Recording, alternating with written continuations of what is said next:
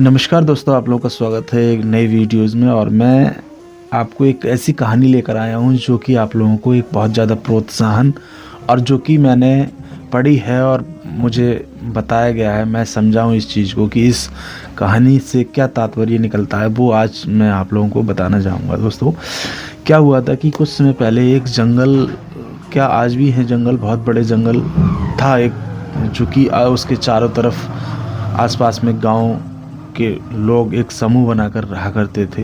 और कुछ समय पश्चात क्या हुआ कि उसमें जंगल में अचानक आग लग गई।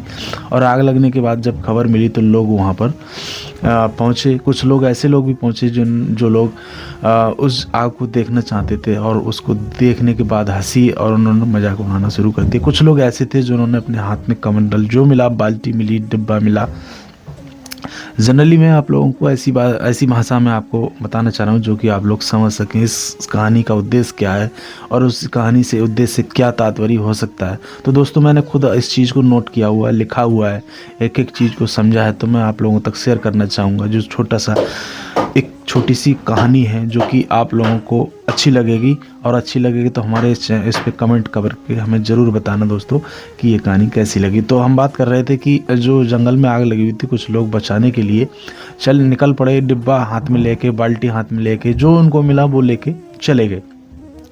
कुछ लोग ऐसे मिले जो लोग जाते हुए और हंसते हुए जा रहे थे कि जंगल में आग लगी है, चलो देखेंगे। और वहाँ जाने के बाद उनको पता चला बहुत भीषण आग लगी हुई है और काफ़ी जंगल में आग फैल चुकी है। तो वो लोग हंसते हुए, मजाक उड़ाते हुए उन लोगों की बोले जो लोग आग बुझाने गए थे कि अरे तुम क्या आग बुझाओगे, ये तो पूरे जंगल में आग लगी है, इसमें कुछ नहीं हो सकता। तो जो लोग हंसने गए थे, हंस रहे थे खड़े होकर देखते हुए। तो वो लोग जब वहाँ से चले तो कुछ समय चलने के बाद उनको एक तालाब जो दिखाई दिया। तालाब में एक छोटी सी चिड़िया जो थी, बहुत छोटी सी आकार में, तो अपने मुंह में पानी भर रही थी दोस्तों। और पानी भरते हुए देख लिया उन लोगों ने, और देखने के बाद वो लोग बोले अरे ये चिड़िया क्या कर रही है। तो कुछ लोग उसमें से बोले अरे ये चिड़िया आग बुझाने जा रही है। उस चिड़िया की हंसी बनाते हुए वो लोग देखते रहे। उस चिड़िया ने क्या किया, जब मुँह से जब पानी भर लिया मुँह से, तो वो निकली, उड़ी वहाँ से। उड़ने के बाद जिधर भीषण आग लगी हुई थी जंगल में, उधर को उड़ के चली गई। अब जाने के बाद उसने क्या किया, जब भीषण आग लगी हुई थी उसने अपने मुंह से अपने जंगल में जो आग लगी हुई थी उसके ऊपर जाके गिरा दिया। अब कुछ समय पश्चात उस जंगल की आग बुझ गई। और बुझने के बाद उस चिड़िया का नाम इतिहास में दर्ज हो गया कि चिड़िया ने भी आग बुझाई थी दोस्तों। उस चिड़िया का नाम जो था आग बुझानों में लिखा गया था, और उन लोगों का नाम लिखा गया था नाकारी, मक्कारी और गद्दारी में नाम लिखा गया था। और ऐसा ही आजकल हमारे देश में चल रहा है दोस्तों, जो कि कुछ लोग हमारे देश को बचाना चाहते हैं, धर्म को बचाना चाहते हैं, सनातन धर्म को बचाना चाहते हैं। और कुछ लोग ऐसे लगे हुए हैं उसका हर मजाक उड़ाते हैं, कदम कदम पर मजाक उड़ाते हैं और कहते हैं और बार बार, और उन लोगों का मजाक उड़ाते हैं जो धर्म की रक्षा करते हैं, धर्म के रास्ते पर चलना चाहते हैं। तो मैं उन लोगों से कहना चाहूँगा जो गद्दार लोग हैं, जो बात बात पे देश का मजाक, धर्म का मजाक, जो ईमानदार लोग हैं उनको परेशान करना, अपनी जेबें भरना, गद्दारी करना, बेईमानी करना, भ्रष्टाचार फैलाना, उन लोगों को मैं कहना चाहूँगा ऐसे लोगों का कभी इतिहास में नाम नहीं लिखा जा सकता। क्योंकि इतिहास गवाह है इस चीज़ का। क्योंकि हमारे जो पुराने समय में जो हमारे देश पर परेशानी आई थी, बाहर से आक्रमणकारी आए थे, जो कि आक्रांत आए थे, इन्होंने हमारे देश को लेकर बहुत ही ज़्यादा उन्होंने अत्याचार किए, हमारे धर्म को अत्याचार किया, हमारे लोगों पर अत्याचार किया और हमारे मंदिरों को तोड़ा।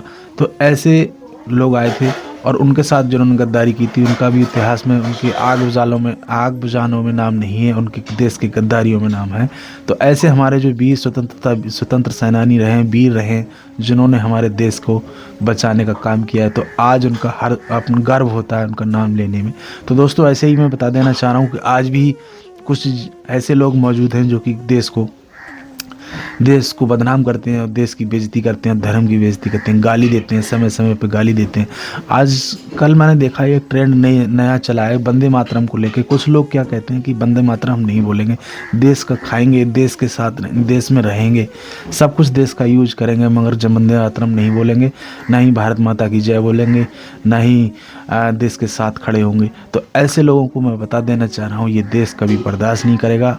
तो दोस्तों, हमें इस कहानी से यही समझ आती है कि हमें कभी भी अपने देश के साथ गद्दारी नहीं करना चाहिए, अपने धर्म का पालन करना चाहिए, और ना ही जो हमारा आम जनमानस है उनके साथ कभी भी किसी भी तरह का कोई भी उनके साथ दुर्व्यवहार नहीं करिए, सब प्रेम से रहिएगा दोस्तों।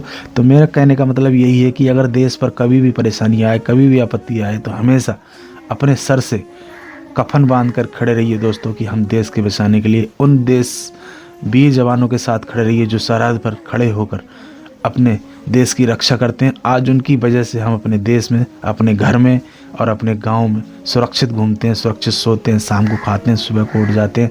तो ऐसे वीर जवानों को सराहना करना चाहिए, उनका मनोबल बढ़ाना चाहिए और देश के साथ खड़े रहना चाहिए दोस्तों। जय हिंद दोस्तों। मैं वीडियो को एंड करता हूँ, और हमारा वीडियो अगर अच्छा लगा हो तो हमें कमेंट करके ज़रूर बताना दोस्तों। जय हिंद दोस्तों।